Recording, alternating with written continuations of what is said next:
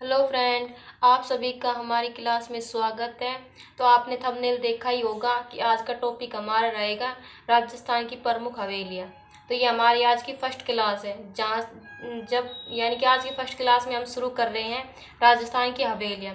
फिर हम देखें आज की हमारी फर्स्ट क्लास है, इसलिए इसमें देखेंगे हम सिर्फ और सिर्फ हवेलियों का सामान्य परिचय, यानी कि राजस्थान में हवेली जो थी उसका निर्माण किसने करवाया, कहाँ से हुआ और किस यानी कि किस श्रेणी में था। ऐसे हम करके देखेंगे, सामान्य परिचय देखेंगे आज के में।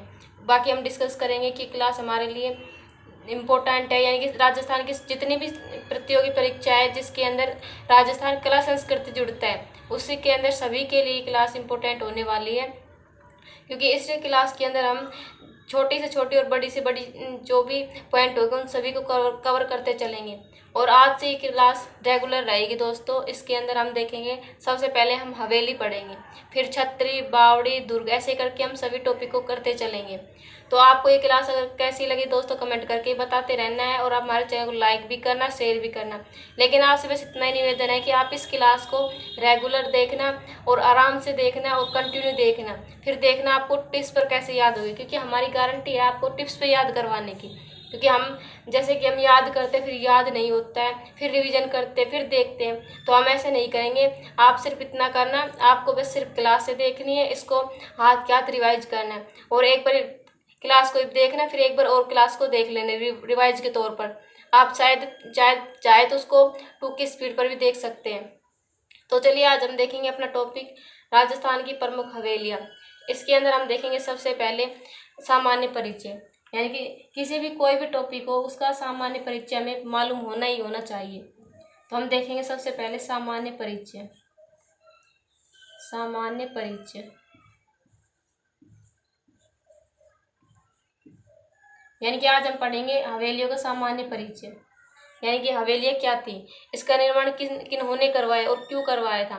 तो हम सबसे पहले देखेंगे इनका निर्माण। तो हम लिखेंगे राजस्थान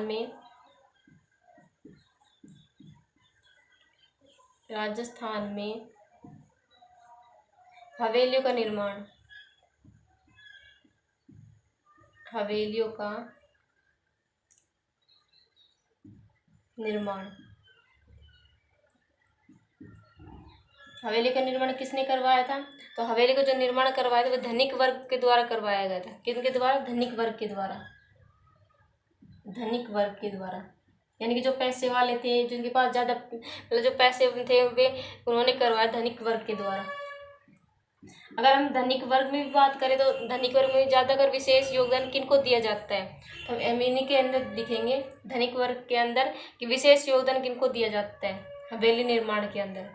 तो विशेष योगदान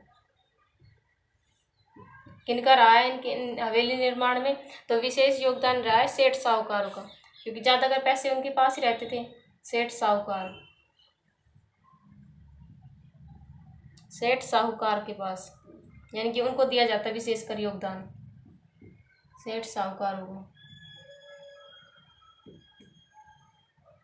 फिर हम देखेंगे दोस्तों सर्वाधिक हवेलियाँ कहाँ पर है, यानी कि सर्वाधिक हवेली जो है शेखावाटी के अंदर है। तो हम लिखेंगे सर्वाधिक हवेलियाँ।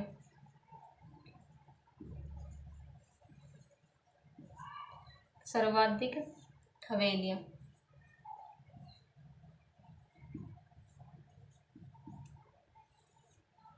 सर्वाधिक हवेलियाँ कहाँ देखने को मिलती है हमें? शेखावाटी के अंदर। आप पहले देखते रहे ना, फिर हम आपको याद करवाएंगे। आप ये मत सोचना कि आप बस लिखवाए जा रहे हैं, याद नहीं करवा रहे। पहले हम लिखेंगे फिर उसको याद करेंगे। शेखावाटी क्षेत्र, ठीक है। फिर हम देखेंगे अगर जो शेखावाटी क्षेत्र का नाम आया तो हम देखेंगे जो शेखावाटी क्षेत्र है उसके अंदर जो शेखावाटी और हाड़ौती क्षेत्र है, इनके अंदर जो हवेली होती है वो भित्ति चित्र के विशेष रूप को यानी कि विशेष रूप जो देखने को मिलता है वो शेखावाटी और हाड़ौती क्षेत्र में ही मिलता है। तो हम यहाँ पर नोट करके लिख लेंगे,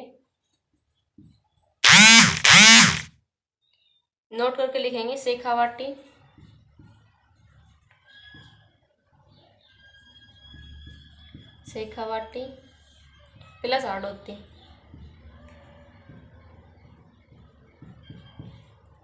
यहाँ पर क्या मिलते हैं? भित्ति चित्र देखने को विशेष रूप से देखने को मिलते हैं। भित्ति चित्रण, भित्ति चित्रण, ठीक है। हम इनको याद करते हैं एक बार। हवेली, हवेली कौन बनवाएंगे? जिनके पास पैसा होगा, यानी कि धनिक अच्छे वर्ग हो गए, वो हवेलियाँ बनाएंगे। और ज़्यादातर उस समय के जो जिसके पास जो पैसा रहता था वो किसके पास रहते थे? सेठ साहूकारों के पास पैसा रहता था। किनके पास पैसा ज़्यादा मिलता था? सेठ साहूकारों के पास। यानी कि राजस्थान में हवेली का जो विशेष निर्माण करवाने के जो योगदान दिया जाता है वो सेठ साहूकारों को दिया जाता है। फिर हम देखेंगे सर्वाधिक।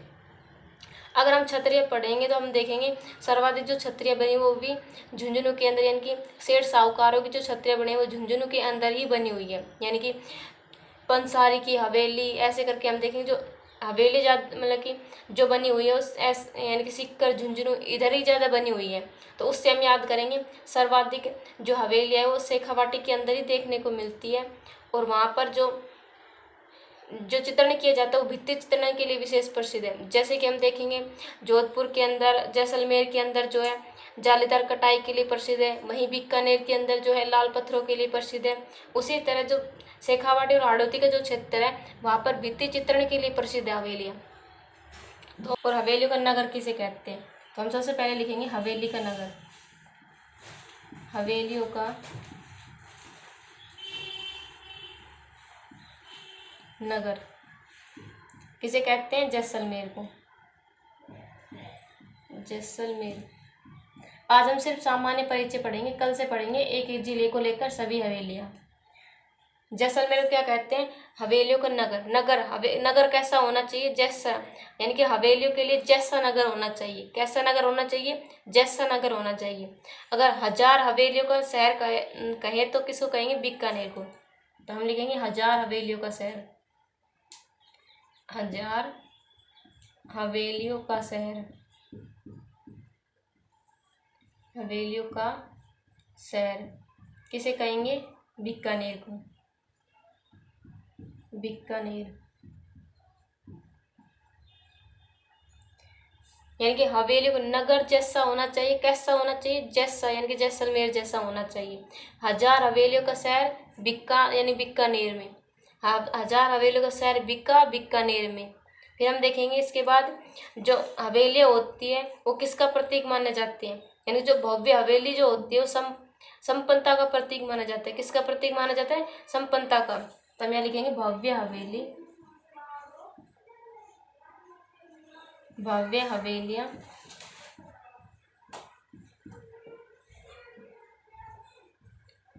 संपन्नता का प्रतीक माना जाता है। संपन्नता का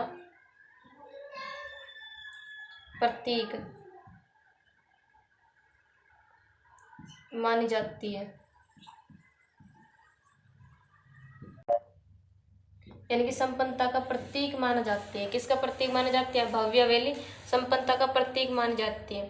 फिर हम देखेंगे एक शब्द होता है गवाक्ष और एक होता है पोल या दियोड़ी। क्या होता है? पोल या दियोड़ी। तो हम एक बार लिख लेते हैं। एक होता है गवाक्ष। क्या होता है? गवाक्ष। एक होता है पोल या दियोड़ी। पोल या दियोड़ी, ये 2 शब्द होते हैं हवेली के अंदर। गवाक्ष किसको कहते हैं? गवाक्ष कहते हैं हवेलियों के जो बाहर जो बना चबूतरा होता है उसको गवाक्ष कहते हैं। क्या कहते हैं? गवाक्ष। तो हम यहाँ पर लिख लेते हैं हवेलियों के बाहर, हवेलियों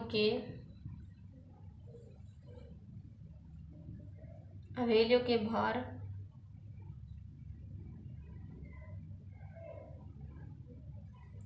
हवेलियों के बाहर बना चबूतरा। बना चबूतरा क्या कहलाता है? गवाक्ष। और जो पोल या दियोड़ी जो होती है वो रास्ता होता है हवेली के, जो निकलने का या फिर जाने का आने का जो रास्ता होता है वो क्या कहलाता है? या तो पोल आ जाएगा या फिर दियोड़ी। ये होता है रास्ता। क्या होता है? रास्ता। पोल दियोड़ी रास्ता। पोल दियोड़ी रास्ता। गवाक्ष चबूतरा होता है। गवाक्ष क्या होता है? चबूतरा होता है। तो हम देखेंगे दोस्तों कि सबसे पहले हमने क्या देखा था? हवेली के निर्माण के बारे में देखा था। जिसके पास ज़्यादा पैसे यानी कि धनिक वर्ग, हवेली का निर्माण करवाया था। लेकिन धनिक वर्ग में भी हम देखते हैं विशेष योगदान किनको दिया जाता है, सेठ साहूकारों को। फिर हम देखेंगे सर्वाधिक हवेलियाँ शेखावाटी के अंदर है, और वहीं से हम याद करेंगे शेखावाटी और हाड़ौती क्षेत्र के अंदर जो है भित्ति चित्रण का विशेष रूप देखने को मिलता है। फिर हमने देखा ये हवेलियों का नगर कैसा होना चाहिए, जैसा यानी कि जैसलमेर जैसा होना चाहिए। हजार हवेली को शहर किसे कहते हैं, बीकानेर, हजार बिक्का बीकानेर। फिर हम देखें भव्य हवेली, यानी जो भव्य हवेली जो होती है वो संपन्नता का प्रतीक माना जाती है। और गवाक्ष चबूतरा होता है, पोल दियोड़ी जो होती है वो रास्ता होता है। फिर हम देखेंगे यानी कि जो हवेली जो स्थापत्य शैली थी वो किसके अंदर यानी किसका प्रभाव देखने को मिलता है। तो हम यहाँ पर लिखेंगे मुगलों के आगमन के बाद, मुगलों के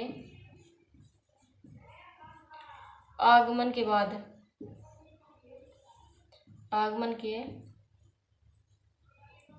बाद हवेली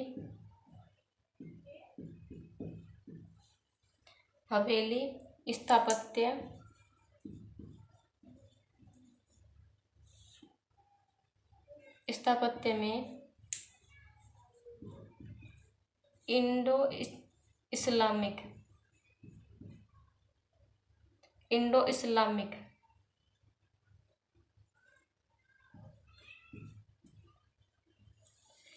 इस्लामिक शैली, यानी किस शैली का प्रभाव पड़ा था, इंडो इस्लामिक शैली का प्रभाव पड़ा था।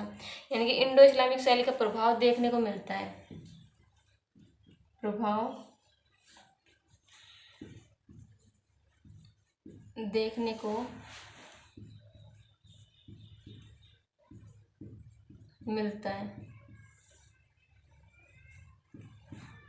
किस शैली का प्रभाव देखने को मिलता है, इंडो इस्लामिक शैली।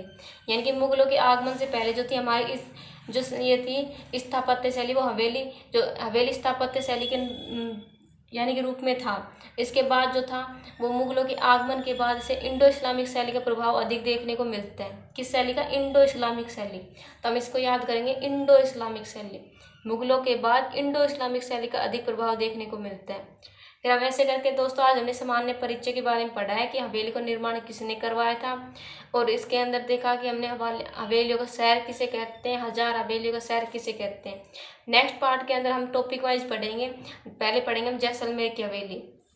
जैसलमेर की हवेली के अंदर हम पढ़ेंगे कौन सी हवेली, यानी कि कौन सी हवेली, जैसे पटवों की हवेली, उसका निर्माण किसने करवाया था, कब करवाया था, और किस शैली के अंदर बनी हुई है, और उसकी विशेषता क्या है। ऐसे करके दोस्तों हम उनको लिखेंगे ही नहीं दोस्तों, उनको हम अपने टिप्स पर भी याद करेंगे।